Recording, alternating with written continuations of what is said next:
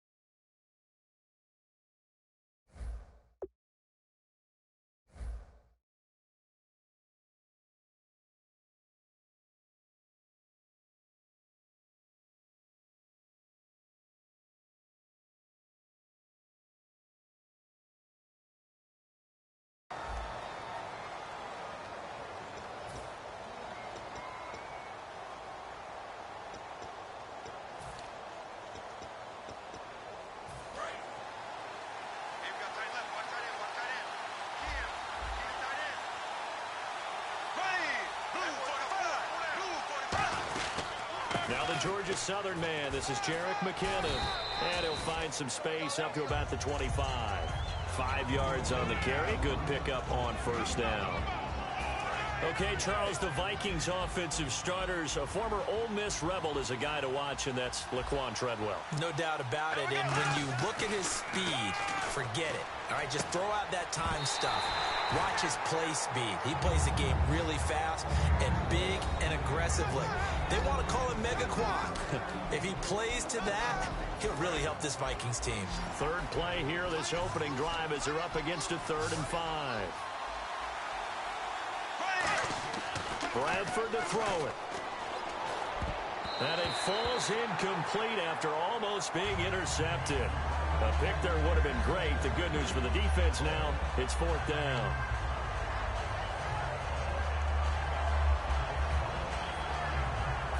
Okay, look at this. The punt team nowhere to be found. They're on the sidelines.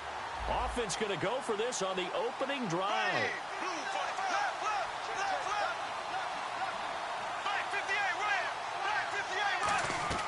They'll indeed go for it. It's Bradford. And he comes back with one complete. And he will have first down yardage as he's brought down at the 41. I don't know if I agree with that. I guess they don't care if I agree with that.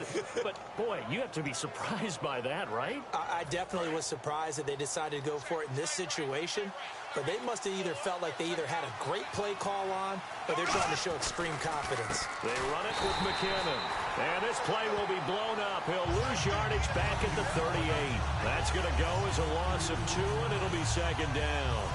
Brandon, as a defender, after a big running play against my group, I'm actually happy to see a draw play. Why? It takes a little bit longer to develop, and that gives me a chance to diagnose it and get to the play quickly. And Rudolph has it left side. And he'll be out of bounds up near the 45 at the 44.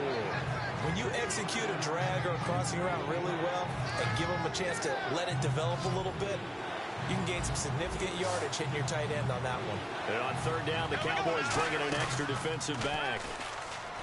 Bradford. That's caught by Treadwell. And they're able to convert on 3rd with a solid gain of 23. So there on that play, offensively, they were in the crossing route. Defense was in zone coverage. So as a former DB, how tough is it to defend that? It's really difficult because your natural inclination is to chase the receiver and maybe leave your zone. So you have to have discipline in order to talk to your other coverage guys and let him know that that receiver's crossing from your zone to the next zone. He's coming your way. Make sure you have him. And then when the ball is actually thrown, secure the tackle. When they're moving on crossing routes, if you miss a tackle, it usually results in a big play.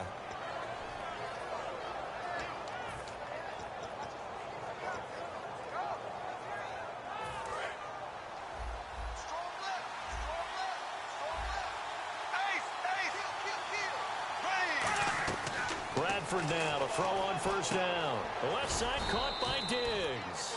And he'll take it down here just shy of the 15 at the 16-yard line. And how about this first drive? They're being aggressive, slinging it around. Really confident, too, because they're not trying to fool them with running plays, throwing it, and they're being very successful right now. Again, it's Bradford. And this is incomplete. Stephon Diggs, his intended receiver. And it's 3rd and 5.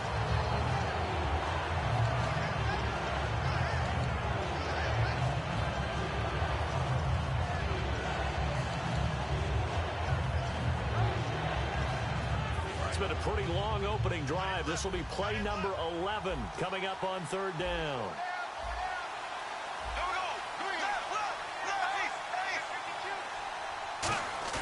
To the air again with Bradford.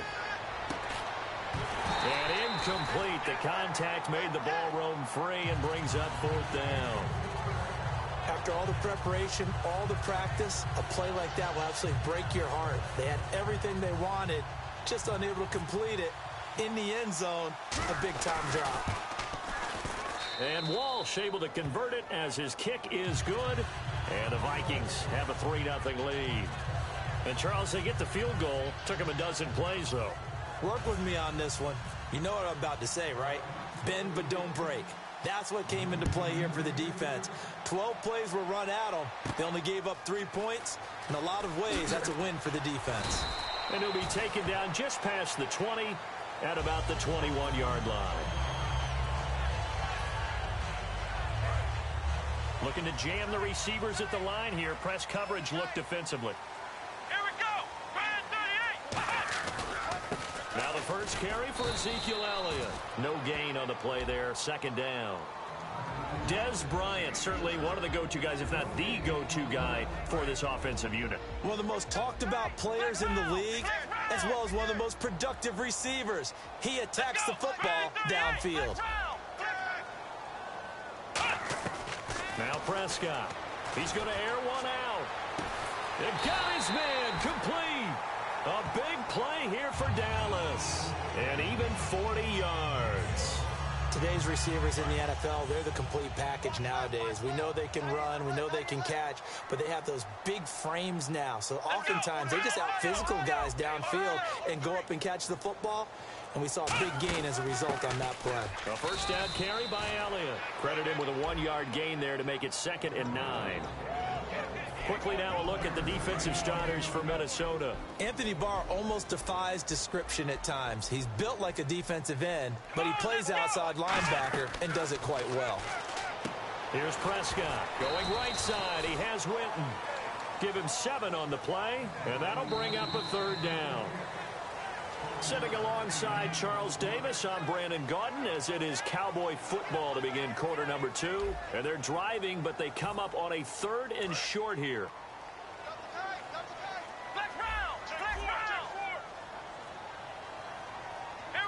And the big tight end shifting around. They'll try and run for it with Elliott. And he's going to get this one down to the 30. And Zeke really enjoyed his first trip to the Bay Area as a pro. 138 yards and a touchdown in that win. And he's starting to string together really nice performances because he and his offensive line have really become coordinated. He understands how they're going to move, what types of blocks they're going to make, how to read them, and then he's cutting off of them and getting nice yardage each and every game now. Well, the field goal attempt was well in hand. They had that, but they decided to go for it anyway.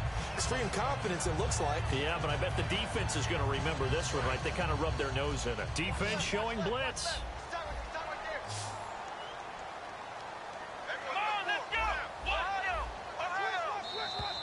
Now flags will come in. I think this one's going to be on the defense for jumping. And here comes play number 6 on this drive.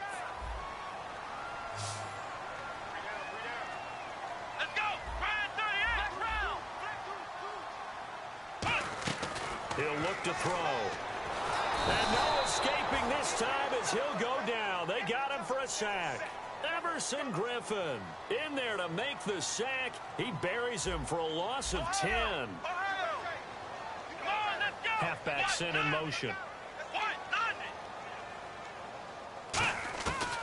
left to throw. To the sideline, and oh, a nice catch there. Made sure the feet were inbounds, and they were. Was that a receiver? Yeah, actually it was. It was a running back who was a receiver on the play. Ike's been spending time in the receiver drills getting his feet down. Well, those guys out of the backfield, they got to be good, agile with their feet. He showed the agility there with a toe tap. No doubt about it. It's like he'd learned to ballet school. Got the toes down and stayed in bounds. And this is caught at the 8. And a nice gain of 21 yards. Well, the advantage has certainly shifted to the defense as we began that third down play, and they found a way to foil it and pick up a first down. Third time's a charm, right? 2 incompletions. Had to have it on third, and they got it. Yeah, they stuck with it. Weren't done. And he is into the end zone for a Cowboy touchdown. Terrence Williams from 8 yards out, and the Cowboys have retaken the lead. Certainly there are good things about quick strike offenses that score fast, but a long drive can also work to your advantage as well. In so many ways, Brandon, because number one, you get them tired, but the big one is mentally. They can't figure out how to slow you down, how to get off the field, how to get the ball back. They go to the bench wondering, what are we going to do next time in order to stop those guys? Now the Vikings offense works their way back onto the field. And a methodical drive last time, but they couldn't get that knockout blow. They had to settle for 3. But you got to like what they've been doing along the way, right? It's almost like the body blows, the setup punch. As you said, they didn't get the knockout blow here, but that doesn't mean it can't come later in the game on another possession. And the defense on the other side, maybe a little gas, yeah, right? A little tired, and if nothing else, they just feel relieved getting upfield and giving up 3. They don't exactly feel like they've handled the offense. He's going to leave this for his running back. It's complete. And they'll get him down here at the 23. Give him 2 yards on that play, and that'll make it a second down. And at his size, he's a smaller back. You can get him the football.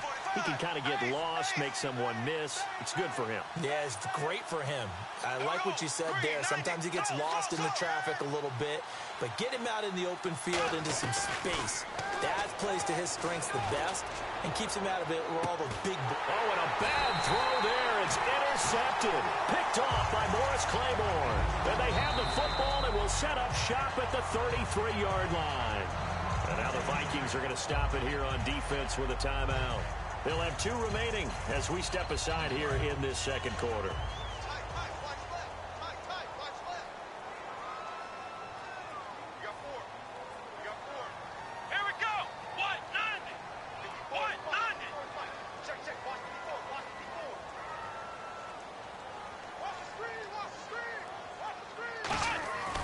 They'll start the drive with Elliott. And he went backwards.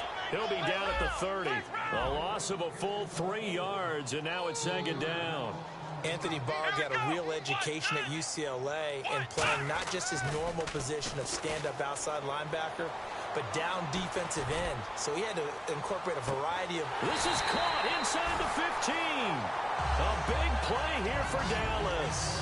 58 yards.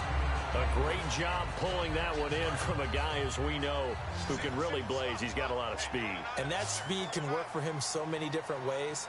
Sometimes he just takes off and goes and just runs past people.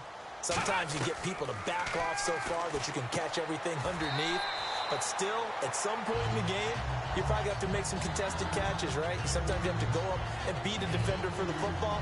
He has that in his arsenal as well. Showed it right there. And they still need 8 yards for the first here on second down.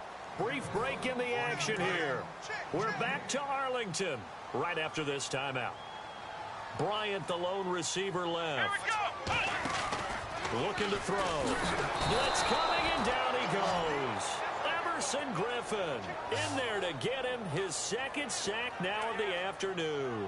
Well, the beauty of screen passes is they take a little time to develop, and they can often hit big, but sometimes they take too long to develop, and sometimes you get sacked. Yeah, what's perfectly called for a defense to attack a screen?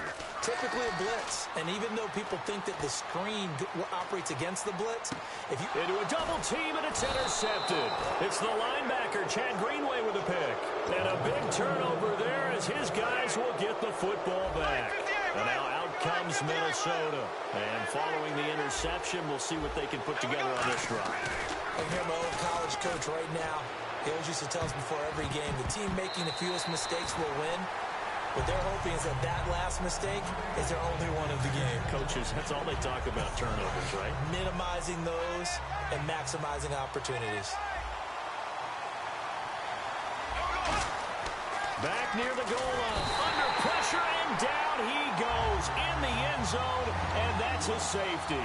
So troubles here offensively. I tell you, the noise in this dome, that has got to make it harder for these guys to hear. Sometimes I find myself shouting up here. But you're right. If you can't communicate well or get off the snap count properly, it can cause big problems. And I think he's going to go. They're not going to get him. Touchdown, Cowboys. Their dangerous wide receiver, 83 yards. And the Cowboys will add on to their lead. Such an electric play, so much fun to watch, and you need all 11 guys in sync for that to be successful, don't you? Without a doubt. That's teamwork, to be able to put it all together. But that play is really probably the most exciting 10 seconds in football. This fielded a few yards into the end zone.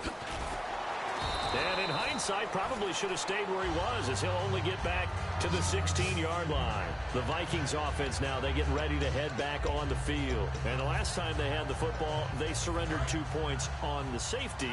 They don't want to do that one again. No, not at all. It's almost like a bases clearing double, isn't it? Give up a couple of runs. Sure. just messes things up for you offensively. But now they've got to go ahead, take it, set it aside, and move forward. 17 yards on the pickup there. The drive will continue. It's a first down. They're going to hurry back to the line now. In recent years, the slot receivers really gained stature in the NFL because they can do so many things. Yes, they can line up wide like your normal wide receiver, but to have that kind of courage and toughness to run routes in the middle of the field and become dependable targets for their quarterbacks and move the sticks, those guys are worth their weight in gold. Bradford. And it pops free. The collision there jarred the ball loose and brings up second down. It looked like they had something there, but I think that he was thinking about running with the football before he actually hauled it in, and that led to a big drop.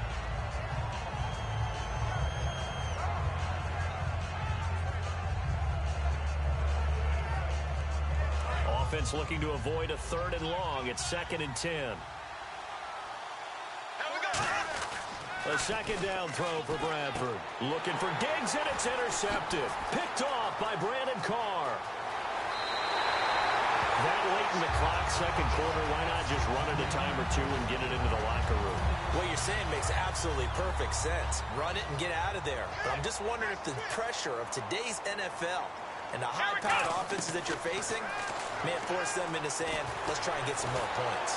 The Vikings after him, and they get there for the sack. Now whistles come in. We're going to get a timeout here by the offense. It's just their first, so they'll have 2 remaining here before we get to halftime.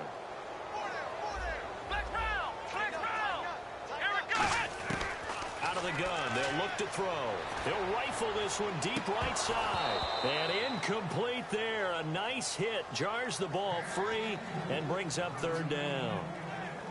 Well, they went for the big play there, but that drop could really hurt their momentum.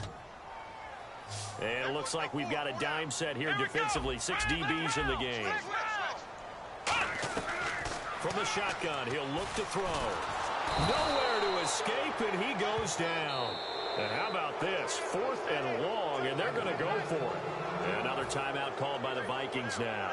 So that means they're down to 1 remaining here as we head toward halftime.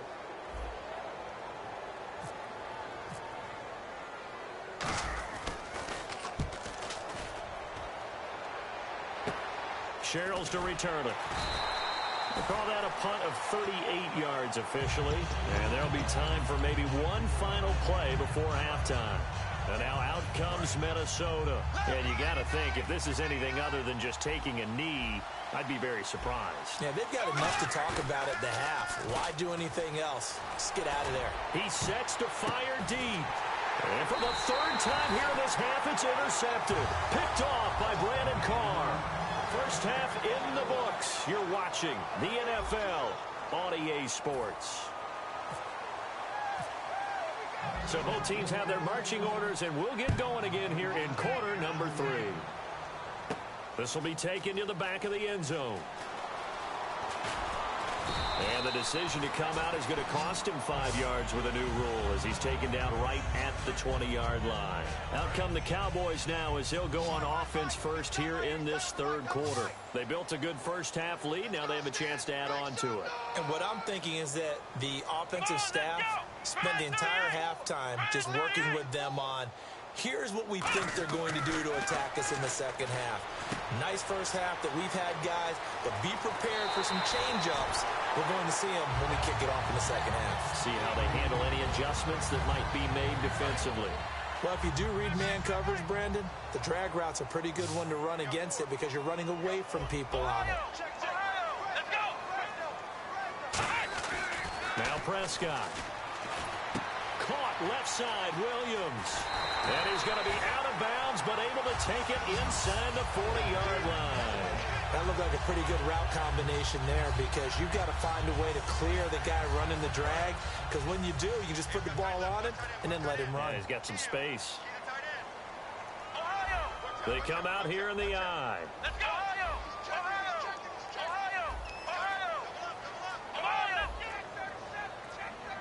They'll need to get the play off quickly. They'll give to Elliott. Give him 3 on first down.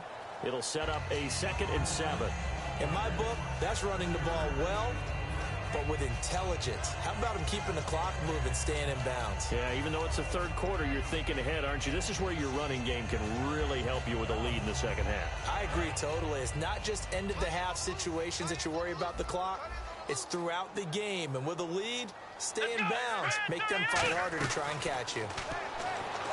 Here's Prescott. Nowhere to go here. He lost the football.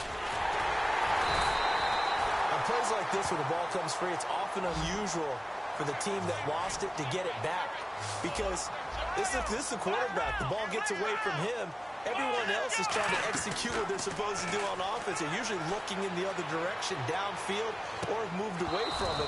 In this case, though, a teammate is able to come up with the ball. The Cowboys' all-time receptions leader, Jason Witten, the intended target. Now 4th down. Out now comes the Cowboys punter as he'll kick it away for the 2nd time.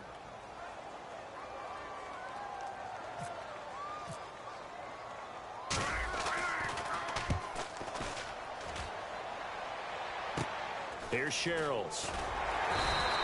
It'll be a net of only 30 here. 40-yard punt, 10 on the return. And the Vikings will be backed up deep to begin their drive as they take over 1st and 10.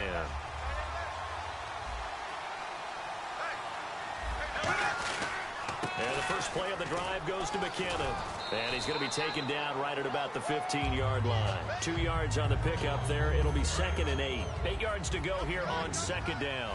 That's a good play by the guys on the defensive side of the ball. Held them to a gain of 2. And that changes the playbook a little bit now for the guy calling plays. 2nd and 8. Now he's got to probably think about going to the air instead of maybe staying with the ground game. Obviously, this has not been a banner game throwing the football.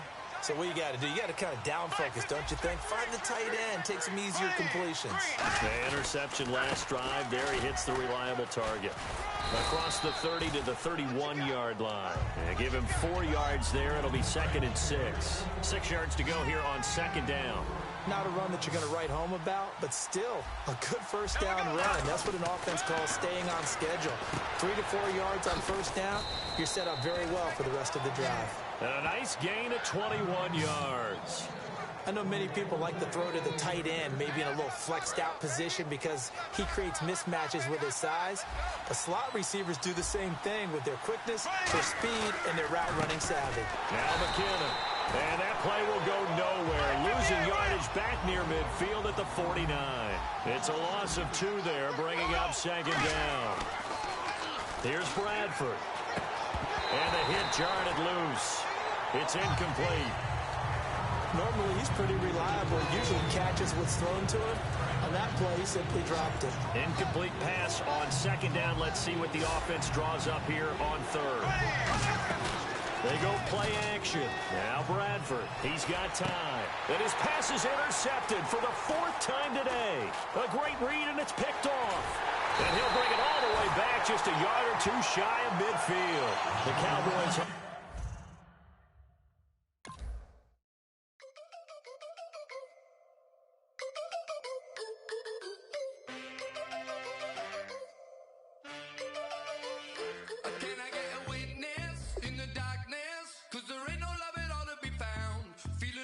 runaway train, trying to break chains. Everybody needs somebody, no doubt. Sugar, just step into your